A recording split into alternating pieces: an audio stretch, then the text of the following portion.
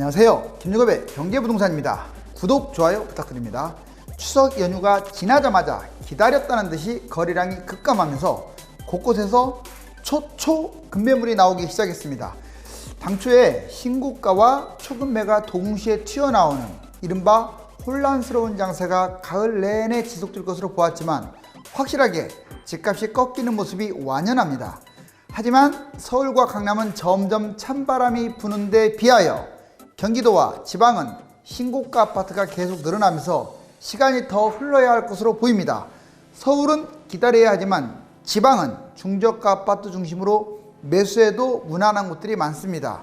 그런데 정책 당국자들은 집값 잡을 의지가 있을까요? 자, 드디어 초급매 속출 집값 대분기 신호탄, 제가 이거 누차 강조했습니다. 자, 이제는 확실하게 일단 겨울은 하락장으로 가는 게 확실해 보입니다. 자, 부동산 거품 지금 엄청나게 여기 보시면 거품들이 쭉쭉 올라가고 있죠. 이게 터질 일만 남았다. 다들 그렇습니다. 집값 매수 타이밍 도대체 어떻게 잡나요? 집값을 여기 보시면 이제 뭐 90년대부터 지금 2020년까지 나왔는데 뭐 하락 상승 하락 상승, 보통 하락이 한 5년 하면 상승 한 10년, 상황에 따라 이제 뭐 이걸 약간 하락으로 볼 수도 있어요. 그러면 이제 그 다음에 또 하락 상승, 결국은 이 집값 보세요. 이게 이 집값 흐름이거든요. 계속 올라가네요. 끝까지 집 하나 갖고 있으면 많이 벌어요. 다만 지방에 갖고 있거나 뭐 수도권도 외곽에 갖고 있거나 이런 사람들은 쫄딱 망하죠. 아파트가 아닌 주택을 갖고 있는 사람들도 별로 재미를 못 보고요. 그래서 꼭 세 가지: 입지, 타이밍, 그리고 상품, 이 세 가지를 꼭 지키면서 부동산을 계속 끌고 가야 돼요. 일단 여기까지 한번 나눠봅시다. 이거 과거 사례인데 대략 한 2009년까지 기준으로 한번 잡아볼까요? 자, 이게 지금 좀 내려왔죠. 자, 바로 이게 IMF 때인데 이때가 최고의 매수 타이밍이었어요. 자, 2번 계속 올랐네요. 결국은 2번에서라도 잡았다면 4번까지 계속 뛰었잖아요. 좀 이게 3번에 떨어지긴 했지만, 그래서 2번에라도 잡았으면 괜찮은데 물론 빨리 잡을수록 좋죠. 그래서 여러분들 뭐 결국은 무주택으로 가고 있는 사람들이 쫄딱 많은 거예요. 끝까지 무주택 가면 안 좋습니다. 왜? 집값은 계속 우상하는 건 맞아요. 자, 그리고 3번 이게 일시적으로 떨어졌을 때 잡으면은 좋죠, 이것도. 근데 4번은 좀 이제 상투를 잡는 거예요.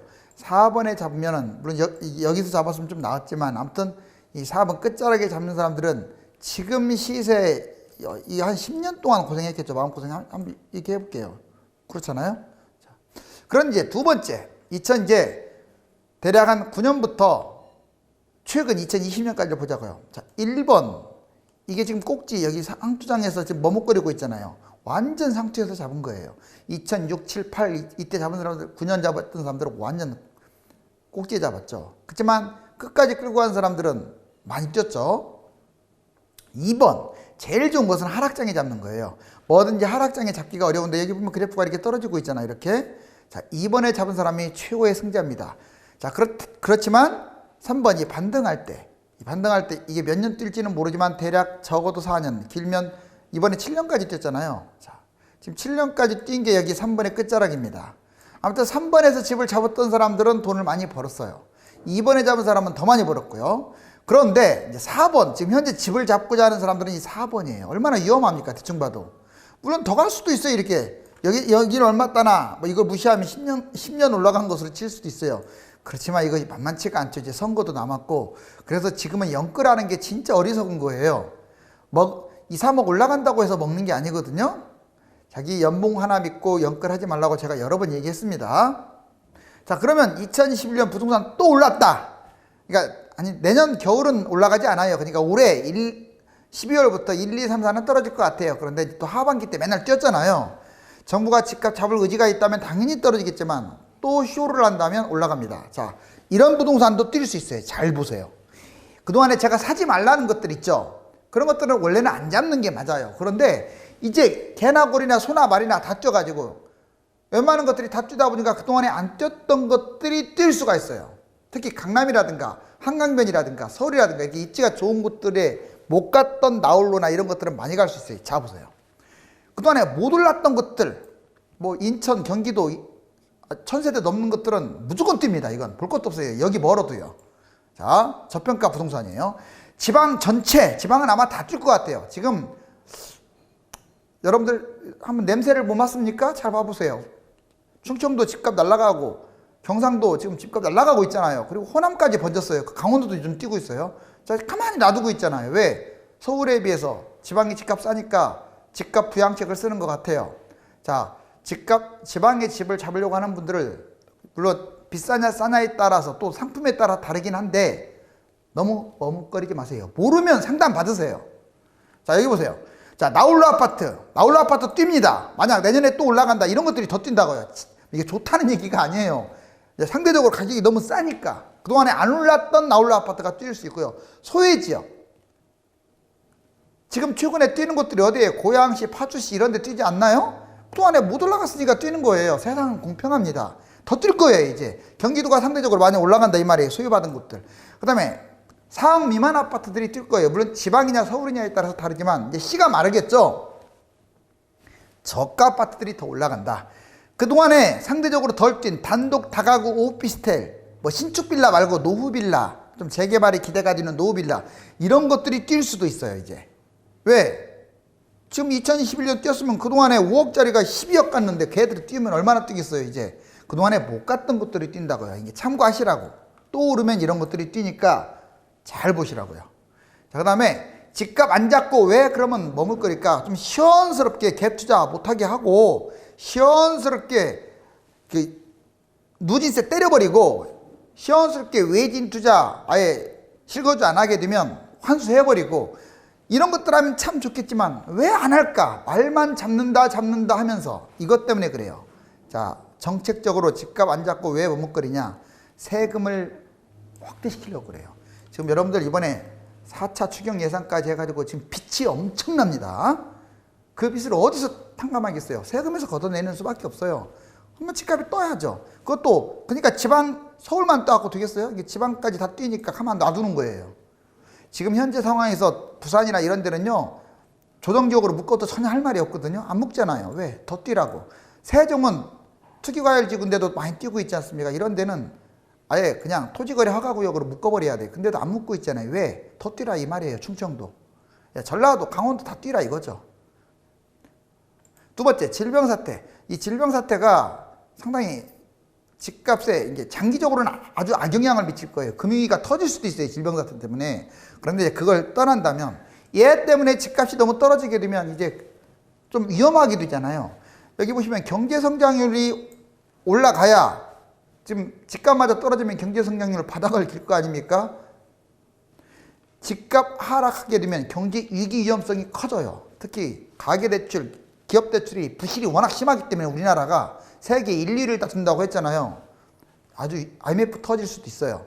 자, 이제 소득주도 성장의 일환으로도 집값이 커질 수 있습니다. 바로 이제 이해 가셨죠? 왜 정부가 집값을 안 잡고 있는지. 부동산 바닥에 잡고 꼭지에 던져라. 자, 이건 이제 하나의 격언인데 뭐 꼭지에 입지가 좋은 곳이라면 안 던져도 괜찮아요. 어차피 집값은 계속 무상향하니까. 여기 한번 보실래요? 자, 이게 이제 올림픽 선수 기자촌, 올림픽 선수촌 아파트 5,000세대 넘는 거 아시죠? 이거 시세 보니까 2013년 10월 달에 6억밖에 안 했던 게, 자 보세요. 16년까지는 조금밖에 안 왔는데 이 문재인 정부 17년 여기 써 있잖아요, 연도. 자, 17년도 때부터 날라갔네요, 여기. 얼마까지 날라가느냐? 약 18, 19억까지 갔어요. 놀랍죠? 자, 6억짜리가 19억, 3배 이상 뛰었네요. 자, 여기서 말하고자 하는 것은 이거예요. 이게 딱 중심선인데, 자, 이 바닥과 이 꼭지의 중심선이라는 거예요, 이 보라색이. 아무튼 이렇게 7년 동안 뛰었습니다.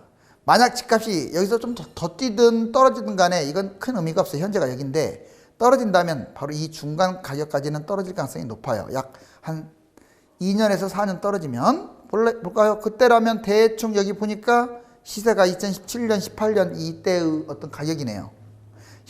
그래도 현 정부 출범 때보다 가격은 높아요. 자, 그런데 2013년 이후에 자산 변동 한번 예측을 해볼까요? 이건 상당히 중요해요. 별별 쳐볼까요? 현금을 보유한 사람은 슬프게도 6억을 갖고 있었는데 올림픽 선수촌 잡았다면 거의 20억 가까이 집값이 올라갔을 텐데 그대로 6억이에요. 물론 저금해서 좀 이자는 올라갔을지 몰라도 그대로입니다. 참 슬프죠. 그런데 2013년에 매입한 사람은 7억에 매입했고, 자, 이때 7억에 매입했을 거예요, 대충.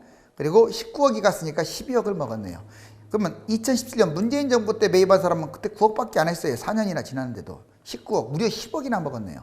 자, 18년에 매입한 사람, 불과 2년 전에 매입한 사람도 13억, 19억, 6억이나 먹었네요. 자, 19년, 1년 전에 매입한 사람 14억이 19억 됐는데 5억이나 먹었네요. 자, 올해 초에 매입한 사람 17억이 19억, 2억이나 먹었네요. 정말 집값 많이도 뛰었죠. 자, 그런데 만약 지금 매입하면 이제 19억이니까 현재는 0원인데 만약 집값이 또 올라갈 수도 있지만 폭등할 것 같지는 않고 이제 하락으로 잡자고요. 2021년 내년에 19억이 17억이 돼 있어 마이너스 2억. 2022년 19억이 15억이 돼 있어 마이너스 4억. 2023년 19억이 13억이 돼서 마이너스 6억. 1년마다 거의 2, 3억씩 떨어지죠. 2024년이 바닥으로 쳤을 때 19억이 11억이 돼서 무려 8억이나 빠져요. 그런데 좀 안타깝지만 자, 집을 갖고 있는 사람들은 이게 좋은 거예요. 이때 마음고생 엄청나게 하는데 2030년, 이제 앞으로 10년이 지난 상황이네요. 이 과정 무시하고 10년 지나면 19억에 잡아서 마음고생 11억까지 빠져갖고 마음고생 했던 사람이 28억까지 집값이 가서 결국은 플러스 9억을 먹어요. 물론 이제 세금 내고 이거 차포 띄고 뭐 9억 이상의 양도세를 내고 하고 그러면 손에 쥐어지는 것은 5, 6억밖에 안 되겠지만 어찌됐거나 우상향해서 이 마음고생 집만 안 판다면 결국은 법니다. 그래도 생각보다 많이 먹었네요. 실제로는 9억을 못 먹죠. 이제 올라갔지만 한 5억 정도? 그런데 하락장에 잡는 사람하고 비교하세요. 자, 2024년 이 바닥에 아예 그냥 이 바닥에 11억까지 떨어진다고 했잖아요. 자, 그럼 11억에 잡았다고 봐요. 이때는 이제 11억에 잡았으니까 0원일지 몰라도 2030년 꼭지 치면요 28억까지 가가지고 무려 17억을 먹어요. 즉 지금 2013년에 뭐 이전에 잡은 사람이나 바닥장에서 잡은 사람이나 기회비용을 따지면 그렇게 뭐 밀리지 않습니다. 그리고 이 상투장에 잡은 사람보다 훨씬 많이 벌잖아요. 이 사람은 17억이나 이 짧은 기간에 벌지만 이 사람은 9억을 벌었어도 그 이 긴 세월 동안에 이자를 갖고 뭐하고 하게 되면 실질적으로 번 돈은 이 사람보다 바닥에서 잡은 사람보다 10억이나 덜 벌겠죠. 자, 이거 잘 이해하세요. 이건 하나의 올림픽 선수촌의 예지만 웬만한 아파트들은 다 이 룰에 포함돼요. 매매가와 전세가 지수 대사락 초기 진입. 이게 지금 2010년에 이 원친구들이 여기 써있잖아요. 2010년이라고. 보시면 이게 지금 매매가입니다. 매매가 이제 2010년부터 하락하기 시작하잖아요. 이렇게 쭉. 그래야 올라가죠. 그리고 전세가는 이렇게 조금씩 전세가율이 이제 올라갔는데 매매가는 떨어지고 많이 벌어졌던 게 좁혀지고 있죠. 이렇게. 자, 이게 2010년이에요. 자, 서서히 좁혀지고 있습니다. 이게 바로 서울이에요. 서울 한번 볼까요, 여기? 자, 근데 이걸 계속 현재로 한번 비교해 보자고. 2020년 7월 달 기준으로 어때요? 자, 매매가, 전세가. 많이 벌어졌죠? 이제 이렇게 좁혀지면서 갈 가능성이 높아요. 결국은 여기 보세요. 좁혀졌잖아요. 이 모습 그대로 이렇게. 현재 상황하고 비슷하죠. 이 모양하고 여기 모양이 비슷하지 않나요? 그러니까 결국은 입장이 날 가능성이 있어요. 그건 결국 뭐냐? 집값은 떨어지고 전세가율은 좀 올라갈 거다. 이런 뜻이에요. 그래서 바짝 붙는 거죠. 이것도 경기도도 보세요. 경기도 2010년입니다. 이렇게 벌어졌네요. 근데 결국 이게 좁혀지고 있다가 계속 좁혀지면서 이게 2013년인데 바닥까지 결국은 추락을 하죠. 그러다가 다시 좀 벌어지고 있는데, 자, 최근 거 봐보세요. 최근 거. 이게 바로 2020년입니다. 자, 여기 한번 벌어진 걸 보세요. 이만큼까지는 안 벌어졌지만 어찌됐거나 많이 벌어졌습니다. 자, 이게 이제 좀 더 올라갈지 떨어질지는 좀 봐야겠지만 그래도 내려간다면 내려갈 확률이 높으니까 얘는 전세가는 올라가고 결국은 이렇게 또 맞닿겠죠. 자, 이때가 2024년 정도 될 거예요. 즉, 이 모양선과 이 모양선 경기도 이 모양과 이 모양이 비슷해요. 결국은 이 뒤가 뭐였어요? 하락이었잖아요. 집값이. 얘도 하락할 확률이 크다 이거예요. 여기 경기도도 집값이 하락했잖아요. 결국 이 모양에서 얘 모양하고 닮은꼴이잖아요. 그 다음에 하락밖에 안 나온다는 이거예요. 자, 이해가셨죠? 이번에는 부동산 거래량과 매매가의 상관관계. 무조건 부동산은 이래요. 거래량이 축소되면 집값이 하락을 합니다. 자, 2006년부터 2011년까지 한번 과거 시세를 일부러 뽑아봤어요. 음년에 폭등했잖아요. 이 노란 게 집값이에요. 이 노란 거 상당히 위에서 놀고 있죠. 이 파란 선이 거래량입니다. 어때요? 거래량이 높으니까 집값 뛰고 내려가니까 노란 게 밑으로 빠졌죠. 집값이. 또 거래량이 올라가니까 이 노란 집값이 올라왔네요. 2006, 7, 8년에 많이 뛰었잖아요. 그 다음에 여기 보세요. 자, 이제 2009년, 10년부터 집값이 떨어지기 시작하는데 이제 서서히 집값이 노란색이 밑으로 내려오고 있네요. 0 밑으로 내려오고 있죠. 거래량도 줄고 있죠. 이렇게 확 줄었네요. 자, 확 줄었습니다. 결국은 이렇게까지 추락하게 되죠. 2013년, 2011년이니까. 자, 이게 바로 강남구 가격 변동률인데 강남구만 그랬겠어요? 전국 지금 경기도, 인천 다 비슷합니다. 서초구도 비슷해요. 흐름이. 그 다음에 대한민국의 GDP 성장률, 괜히 우리나라가 집값 거품이 심하다고 제가 말씀드리지 않아요. 저는 항상 도표 우선주의입니다. 집값 1992년, 2016년, 여기 한 2020년 조금 더 간 다음에 이제 2020년 이 정도인데, 자 보세요. 이게 집값입니다. 아까 모양하고 비슷하죠. 이렇게 빠졌다가 쭉 올라갔다가 좀 떨어짐 하다가 쭉 올라갔죠. 자 보시면 집값은 계속 뛰었는데 이게 GDP 보세요. GDP는 점점 증가율은 낮아요. 즉 이때는 상대적으로 집값이 못 갔어요. 예전에 한 30년 전에는 성장률이 엄청 높았고, 근데 지금은 집값은 엄청 날아가고 있는데 성장률은 거의 뭐 올해뿐만 아니라 올해 지금 이렇게 쭉 내려왔는데 올해뿐만 아니라 그렇게 따라가지를 못하고 있어요. 집값이. 결국 이것은 무슨 얘기를 의미하느냐, 집값이 만약 가게 되면은 너무 많이 뛰게 되면 거품이 터져서 금융위기가 터지는 거고, 아니면 서서히 이렇게 빠질 수 있다는 거예요. 아주 위험합니다. 서울 아파트 월별, 그럼 최근 걸 보자고요. 7, 8, 9월 지금 거래 건수 1만 5천 건이 지금 1000건으로 지금 사실상 20년 만에 최악의 거래량이라고 하는데 1700건. 10월 달에 거래량이 많을 것 같아요. 더 줄면 줄었지 많지 않습니다. 지금 이것도요, 영끌족이나 매수하고 있는 거예요. 서울 아파트를 영끌족. 자, 최근 6개월간 주택 매매가 보면 이게 지금 이거 2018년, 19년 이때 9.13 대책 이후에 한번 보세요. 쭉 9월 달이잖아요. 9월 달이 떨어져 갖고 여기 보시면 11월부터 완전히 추락해서 12월부터 마이너스로 접어들었잖아요. 이번에는 8월 달, 7월 달, 8월 달 규제가 나왔으니까 얘보다는 한 달 정도 빨리 하락할 것으로 보여져요. 아무튼 대충 12월 정도 마이너스로 접어들어갖고 이렇게 쭉 하락폭이 커졌습니다. 근데 최근 거 보세요. 자, 이제 7월, 8월 규제가 나왔잖아요. 6월부터 나왔는데 이제 여기 정점 찍고 쭉 떨어지고 있죠. 쭉 떨어지고 있는데 서울은 0.01로 계속 횡보하고 있지만, 자, 이게 아직 한 달 앞선다고 하면 11월부터 이렇게 마이너스 될 가능성이 커요. 그러면 이 모양새, 이 마이너스 지금 0에서 밑으로 떨어진 이 모양새를 아마 그대로 유지할 가능성이 커요.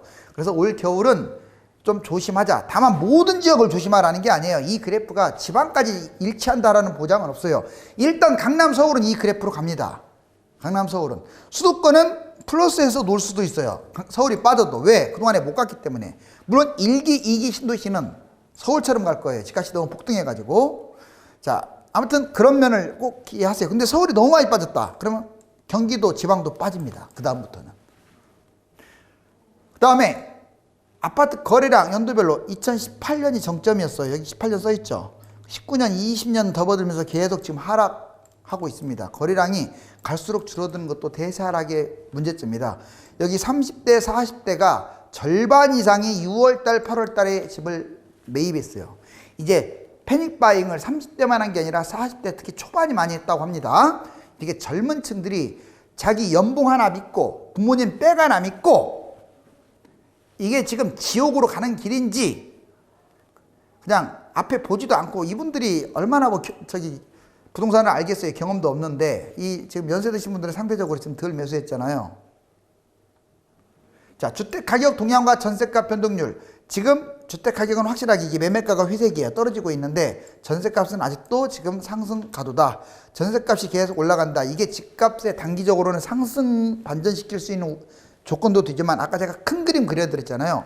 매매가는 떨어지고 전세가는 올라가면서 이렇게 부딪힌다. 이게 바로 대세 하락의 전형적인 모습이라고 했잖아요. 세종시 아파트 이것만 생각하면, 자, 3억짜리가 지금 4.9억이니까 5억으로 뛰었네요. 1월달, 9월달 불과 9개월 만에 3억이 5억으로 뛰었다. 그것은 거의 40%가 폭등한 거예요. 엄청나지 않습니까? 지금도 로또네, 로또. 9월달도 많이 뛰었네요. 그쵸? 자, 그러면 10월달에는 이제 5억 넘긴다는 얘기인데, 자, 이렇게 뛰면은 뭔가 제재를 해야 하는데 제재를 안 하고 있어요. 특히 세종시 주간 변동률 보세요. 2020년 7월부터 시작을 해갖고, 얘가 뛰니까 그 옆에 있는 대전도 뛰고 있고, 이제 충청도가 따라서 올라가고 있죠. 지금 사람들이 이게 뭐로 보입니까? 금은보화가 잔뜩 낀 이 경기장으로 보이죠. 이게 부동산이 완전 금색이네요. 청약을 넣는지 집을 매수하는지는 몰라도 줄을 섰어요. 그런데 이게 잘 보시면 가마솥이 모양이죠. 이 가마솥에 본인들이 불구덩이로 들어가는 거예요. 자, 어느 게 진짜인지 여러분들 보자고요. 집값이 지나치게 오르면 건전한 일터는 붕괴되고 불로소득을 꿈꾸는 자들만 득세하게 되어 나라가 도탄에 빠질 수 있습니다. 하루속히 거품 위에 세워진 부동산이 원상복귀가 되기를 희망합니다. 부동산과 관련하여 유료 상담을 받고자 하시는 분들은 네이버와 다음 1000만 명 부동산의 꿈 카페에 들어가서 전화번호를 보고 전화 주시기 바랍니다. 감사합니다.